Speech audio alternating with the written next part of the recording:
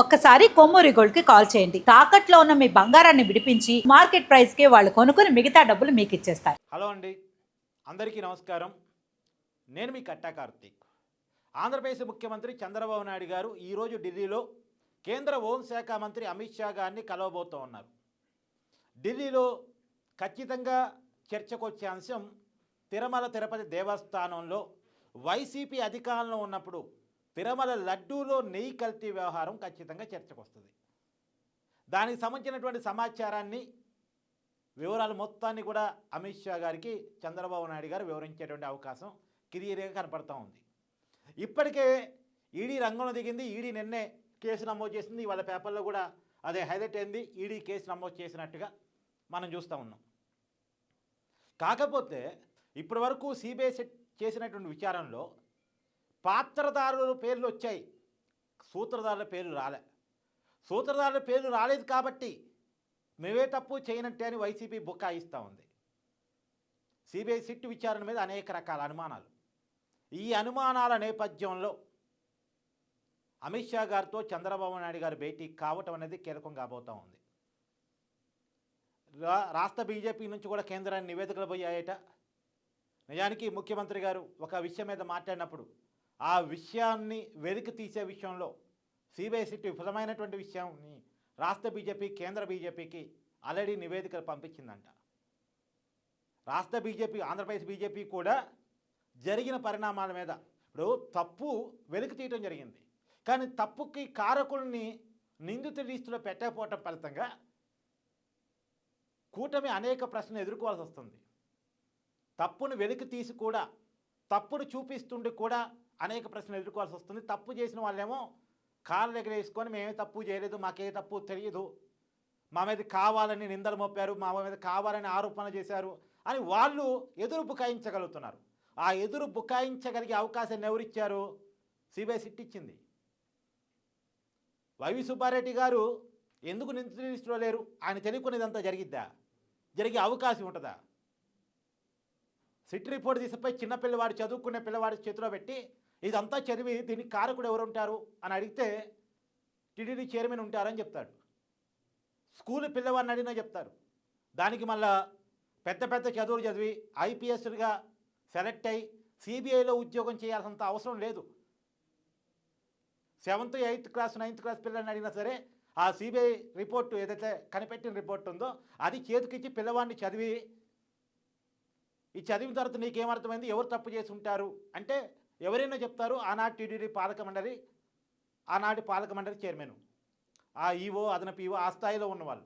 ఎందుకంటే నిబంధనలు సడలించి మరి ఏఆర్ డైరీకి బోలేబాబా డైరీకి టెండర్ ఒప్పచెప్పి దాదాపు 250 కోట్ల కుంభకోణానికి పాల్పడి ఒక కెమికల్ పదార్థాన్ని నెయ్యిగా నమ్మించేసి ఆ నెయ్యిని కలిపి 20 కోట్ల లడ్డూలు తయారు చేసి 68 లక్షల కేజీల కెమికల్ పదార్థాలను కలిపి 20 కోట్ల లడ్డూలు తయారు చేసి భక్తులకు పంపిణీ చేశారనేటువంటి విషయం మళ్ళా ఇదెవరు కనిపెట్టారు? సిబిఐ సిట్టే కనిపెట్టింది.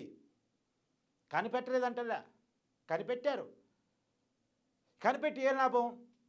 సూత్రధారిని నిందితుల లిస్టులో పెట్టకుండా ఇప్పటికైతే వదిలేశారు. దానివల్ల వాళ్ళు కార్లు ఎగరేసుకొని మేము తప్పు చేయలేదని బుక్కాయిస్తూ తిరుగుతున్నారు. సో ఖచ్చితంగా ఈ విషయాలన్నీ కూడా చంద్రబాబు నాయుడు గారు అమిత్ షా గారితో చర్చించే అవకాశం ఉంది. తప్పు చేసిన వాళ్ళు ఎలా బుక్కాయిస్తున్నారు, తప్పును వెలికి తీసి బయటపెట్టి ప్రజల ముందు చర్చ పెట్టే వాళ్ళు ఎలా ప్రశ్నలు ఎదుర్కొంటున్నారు అనేటువంటి విషయాన్ని ఖచ్చితంగా కేంద్ర హోంశాఖ అమిత్ షా గారితో చర్చించే అవకాశం ఉంది. మరి అవుట్కమ్ ఏమొస్తుందో చూడాలి.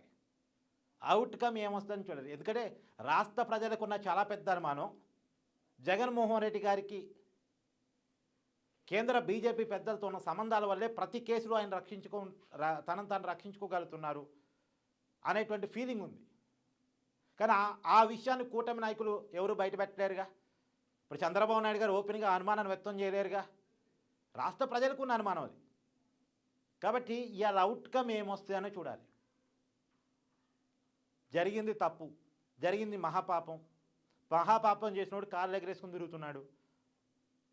మహాపాపాన్ని వెలికి తీసినోడు క్వశ్చన్లు ఎదుర్కొంటున్నాడు. గతంలో మద్యం స్కామ్ మీద కూడా పోయి చంద్రబాబు నాయుడు గారు చాలా క్లియర్ కట్గా ఎలా జరిగింది, ఎంత జరిగింది అనేటువంటి విషయాన్ని అమిత్ షా గారికి వివరించారు అనేటువంటిది కూడా తెలియవస్తున్న సమాచారం అమిత్ షా గారికి వివరించిన తర్వాత ఈడీ కొద్దిగా స్పీడ్ పెంచింది. ఇప్పుడు మన మిథున్ రెడ్డి గారిని, విజయసాయి రెడ్డి గారిని విచారించింది కదా. మరి ఈడీ అంతిమ లబ్ధిదారి దాకా కేసుని తీసుకెళ్ళిద్దా లేదా చూడాలి. కానీ ఏదైనా చాలా పెద్ద కేసులు, వన్స్ ఈ కేసుల్లో వైసీపీ పెద్దలు కనుక ఇరుక్కుంటే, అది మద్యం స్కామ్లో ఇరుక్కున్నా, ఈ లడ్డూకు సంబంధించిన విషయంలో వైసీపీ పెద్దలు ఇరుక్కున్నా సరే జనం క్షమించారు. ఇవి సానుభూతి వచ్చే కేసులు కూడా కాదు. జనం క్షమించే కేసులు కాదు. ఒకేపు మద్యం కుంభకోణంతో, అంటే తప్పుడు మద్యాన్ని ప్రజలకు తాపించి ప్రజల ప్రాణాలు తీస్తూ డబ్బులు సంపాదించుకున్న కేసు అది. ఇంకో పక్క అందరూ పవిత్రంగా భావించే తిరుమల లడ్డూలో కెమికల్స్ కలిపి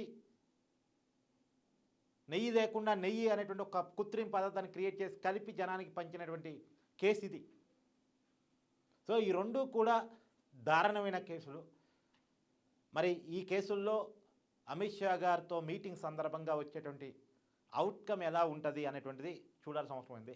అయితే ఒకటి, వైసీపీ నాయకులు అయితే వాళ్ళ నాయకులు ఇళ్ళ మీద జరిగిన దాడి విషయంలో అమిత్ షా గారిని కలిసి వినతి పత్రం ఇద్దామని అపాయింట్మెంట్ కోసం వైసీపీ ఎంపీ ట్రై చేశారట. అమిత్ షా గారు ఇవ్వలేదు.